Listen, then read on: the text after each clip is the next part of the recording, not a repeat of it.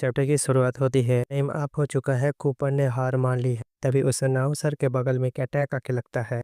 अचानक हुए हमले की वजह से वो डर जाता है। में दिखाया जाता है कूपर के ड्रैगन ने इस एनर्जी अटैक को किया होता है और ड्रैगन के ऊपर खड़ा हुआ कहता है, एंड तुम थोड़ा भी इंतजार नहीं कर सकते क्या? अब तुम बहुत ही इम्पेशेंट हो। वे कूपर स्टाइल से स्टेज के ऊपर उतरते हुआ कहता है, लूना चल शुरू करते हैं। लूना अपने क्रॉसबो से अटैक करते हुए कहता है, इसे संभालो। जहरीले मशरूम के बाजू से कूपर के ऊपर हमला करता है। ऊपर का ड्रैगन अपने ब्रेथ को चार्ज करता है, सीधा उसके ऊपर हमला कर देता है। कूपर कहता है, मैं तुम्हारे पुराने कार्ड्स को यूज करने का मौका ही नहीं दूंगा, मैं जल्दी से जल्दी खत्म कर दूंगा। इस लूना को दिखाया जाता है जिसके कपड़े फट गए होते हैं। लूना शर्माते हुए प्यार से कहती है, डैम इट, ये अटैक तो बहुत ही ज्यादा कूल था। अनाउंसर अनाउंस करते हुए कहता है, "ना हार चुकी है, इस मैच का विजेता है कूपर। अंडर मैजिक ड्रैगन सचमुच बहुत ही ज्यादा डिजास्टर एंड पावरफुल है। प्रिंस और एकेडमी के कुछ बंदों के हिसाब से और इसे चांस नहीं दिया गया है मॉन्स्टर वगैरह को यूज करने का। सचमुच एकेडमी मेरे लिए अनफेयर है।" और अपने ड्रैगन को सहला रहा होता है और देखने में काफी ज्यादा आइकॉनिक लग रहा होता है। अनाउंसर अनाउंस करते हुए कहता है, नेक्स्ट मैच एंड्रिया वर्सेस निम्नेस लाइट।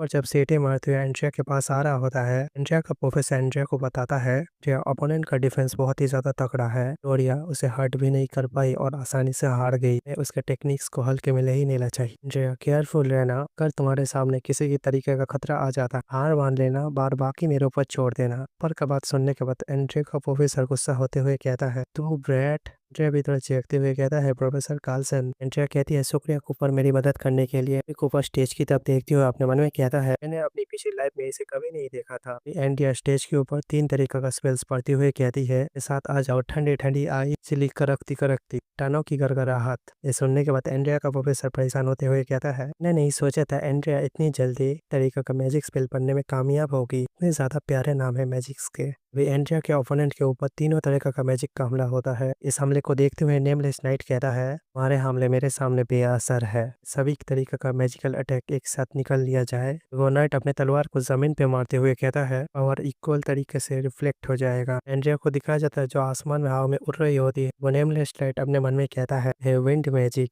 इसी तरीके का अटैक स्पेल नहीं है। इस मैजिक में इतनी ज्यादा पावर होती है, किसी के भी मैजिक को रिफ्लेक्ट कर सकती है। कूपर घिसटते हुए एंड्रिया को पकड़ लेता है। कूपर अपने मन में कहता है, इसकी पावर बाकी ओपोनेंट से काफी ज्यादा लगती है। एंड्रिया को एरिना से बाहर फेंक दिया गया है। फाइनल मुकाबला नेमलेस नाइट और कूपर के बीच में होगा। जीत को हासिल करता है देखा जाएगा। जो विजेता होगा वो अकेडमी का नया हेड बनेगा। स्कूल के सारे स्टूडेंट चाहे कोई भी हो उसके नीचे रहना पड़ेगा। पीछे से एकेडमी के कुछ बंदे हंसते हुए कहते हैं, कुत्ता कूपर जीतने के बाद एकेडमी से हमें फैमिली को बाहर निकाल देगा। फिर वो नेमलेस नाइट होगा जो एक ही हमले में सभी को हराएगा। हमें नेमलेस नाइट को दिखाया जाता है जो अपने तलवार को मायन में रख रहा होता है। हमें कूपर को दिखाया जाता है वो भी नेमलेस नाइट को ही देख रहा होता है। और फिर फाइनल्स मैच शुरू होने वाली। सबसे स्ट्रॉन्ग ओपोनेंट हो, इनसे मैंने सामना किया है, आज का विनर में ही बनूंगा। नहीं अपने भयानक पावर को रिलीज कर रहे होते हैं। कूपर कहता है, मैं तुम्हारे इस आर्मर को कुचल दूंगा, मैं तुम्हें हारा हुआ कुत्ता बना के छोड़ूंगा। वे नेमलेस नाइट कहता है, सेमलेस लोग हमेशा दूसरों को नीचा दिखाने के बारे में ही सोचते हैं, ये कोई बात का मतलब नहीं है, चलो फाइट करते हैं। ऊपर नेमलेस नाइट के ऊपर शील्ड के ऊपर हमला करते हुए कहता है, ये वही चीज है जिसने एंड्रिया के हमले को निगल लिया है। किसी टेक्निक के जैसा नहीं दिखता, एब्जॉर्ब किए हथियार के जैसा है, किसी और के मैजिक के ऊपर निर्भर रहता है, अपोनेंट के ऊपर चार्ज करता है। नेमलेस नाइट कहता है, तो आप मेरे इस टेक्निक को यूज कर सकते हैं, बहुत ही अच्छी बात है। उस शील्ड के ऊपर के हमले का कोई असर नहीं पड़ा। नाइट कहता, अब मुझे ये देखना चाहिए